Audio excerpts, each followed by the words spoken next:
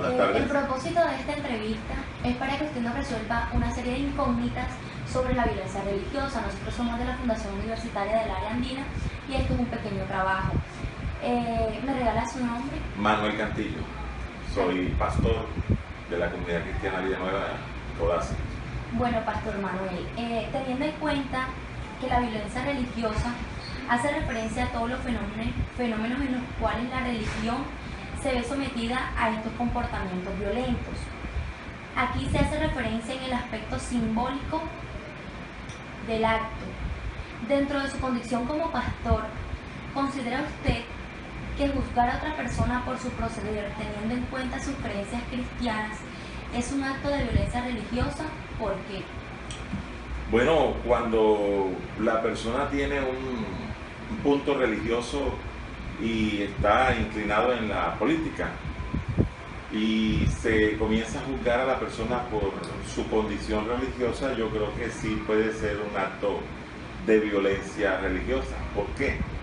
Porque independientemente de la posición doctrinal o religiosa que tenga la persona, si la persona está capacitada y preparada para incursionar en el área política y las leyes colombianas lo facultan para lanzarse a X o determinado cargo, yo creo que su posición religiosa no debe de afectar su punto de trayectoria política. Se dice que la política y la religión son caras de la misma moneda y por tal razón son temas sumamente delicados y de nunca acabar. Entonces, basados en ello, planteemos la siguiente situación. Cuando un candidato político se ciña a su ideología religiosa y toma esto como elemento de campaña, ¿cómo se procedería? ¿Como un acto de violencia religiosa? No, yo creo que no sería un acto de violencia religiosa. Si nosotros miramos la política, la forma de gobernar los pueblos, están ligadas a la palabra de Dios. De hecho, la mayoría de los gobiernos del mundo están gobernados con base a la palabra de Dios. Lo que estamos enfrentando en estos tiempos es que las personas quieren desligarse de la palabra de Dios y seguir gobernando de la misma forma. Y ahí es donde vamos a encontrar el talón de Aquiles. Porque todos los gobiernos del mundo han estado gobernando con base a la palabra de Dios. Cuando el hombre toma esto para hacer su campaña política de gobernar con base a la palabra de Dios, yo creo que no afectaría a ninguna persona y no puede tratarse como una violencia política. Pienso yo de esa manera. Ok, gracias Pastor Manuel. Sus respuestas han sido muy...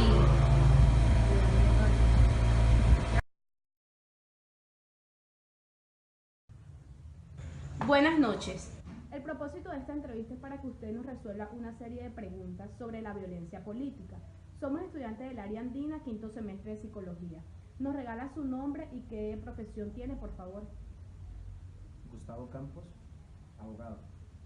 Bueno, señor Gustavo, sabemos que la violencia política se conoce como el acto de coerción, es decir, imponer un castigo ya sea a un objeto, una comunidad, instituciones o a una persona en específico. Por lo general, son actos de vandalismo por su fin es político. Las tres preguntas que le tenemos son las siguientes. La primera, dentro de su profesión, ¿cómo califica usted la labor de los líderes políticos hoy por hoy? La labor de nuestros líderes políticos se ha venido desarrollando con algunas deficiencias por la influencia de los grupos al margen de la ley, tanto derecha como izquierda. Nosotros somos sobrevivientes en este estado, ya que después de la violencia liberal conservadora que se presentó a mediados de siglo en Colombia, donde surgieron las guerrillas de la FARC, del ELN, de origen liberal, y posteriormente los grupos paramilitares que han tenido una gran influencia en las diferentes instituciones del Estado y en sus diferentes líderes políticos, lo que no ha permitido grupos al margen de la ley, tanto derecha como izquierda.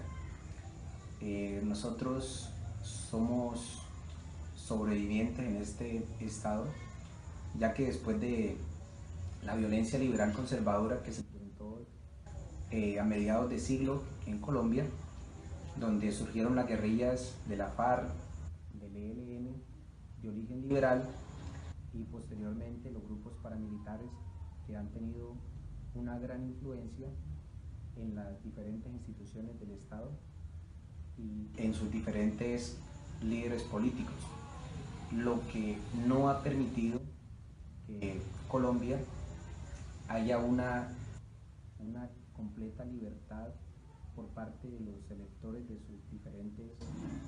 a sus diferentes líderes políticos, ya que la presión que se ha presentado siempre en diferentes sectores del país, tanto de paramilitarismo como de guerrilla, no ha permitido que los líderes que tienen los ideales de mejor aprovechamiento para el desarrollo de las instituciones del Estado y de sus comunidades hayan podido surgir y gobernar esta patria, porque las fuerzas tanto internas como externas de los movimientos que estábamos hablando anteriormente, de izquierda y derecha, han influido en las elecciones de nuestros líderes en los últimos años. De segundo, tenemos la siguiente pregunta. ¿Considera usted que en una campaña de elección pública, el hecho que se presente un acto delictivo es con el fin de promover la misma? ¿Por qué? Las instituciones del Estado en los últimos años se han venido fortaleciendo y el ejercicio político ha tenido un desarrollo con mayor transparencia. Sin embargo, en algunos sectores del país se han presentado irregularidades en las elecciones populares de alcaldes y gobernadores, diputados, etc., por la misma influencia de grupos al margen de la ley y por intereses económicos ajenos a los intereses que se deberían tener en cuanto a los programas de gobierno y a las necesidades de las diferentes comunidades. Por último, tenemos la siguiente pregunta. El que una persona piense diferente a lo que se ha impuesto dentro de los parámetros políticos, sociales y jurídicos ya lo cataloga como izquierdista y por tal razón son sometidos. Desde su condición profesional y personal, esto es visto como una manera de hacer violencia política. ¿Por qué? En estos momentos, el país ha venido evolucionando en ese aspecto y hay un mayor respeto hacia las diferentes ideologías, tanto de derecha como izquierda. Sin embargo, por los antecedentes que tenemos de violencia frente a los grupos de izquierda en Colombia, y en el caso de la Unión Patriótica, el partido político que se generó después de un proceso de paz en donde se presentó un genocidio de más de 3.000 personas, entonces no podemos ser ajenos y desconocer este fenómeno de violencia y de discriminación hacia las minorías políticas del Estado. También, hablando de la derecha, se han marginado y han sido víctimas los diferentes partidos políticos por los mismos intereses que se han generado y por los líderes políticos que tenemos en el momento. El caso del proceso de paz que tenemos en Colombia, el país ha venido evolucionando en ese aspecto y hay un mayor respeto hacia las diferentes ideologías, tanto de derecha como izquierda. Sin embargo, por los antecedentes que tenemos de violencia frente a los grupos de izquierda en Colombia, y en el caso de la Unión Patriótica, el partido político que se generó después de un proceso de paz en donde se presentó un genocidio de más de 3.000 personas, entonces no podemos ser ajenos y desconocer este fenómeno de violencia y de discriminación hacia las minorías políticas del Estado.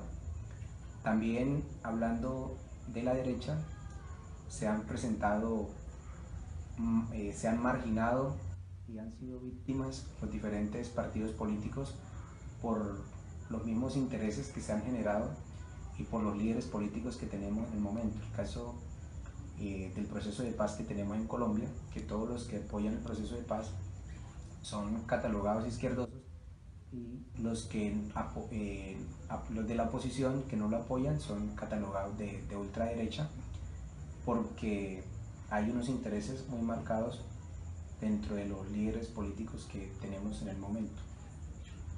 Bueno, señor Gustavo, muchas gracias por regalarnos un poquito de su tiempo. Esto ha sido todo. Mucho gusto.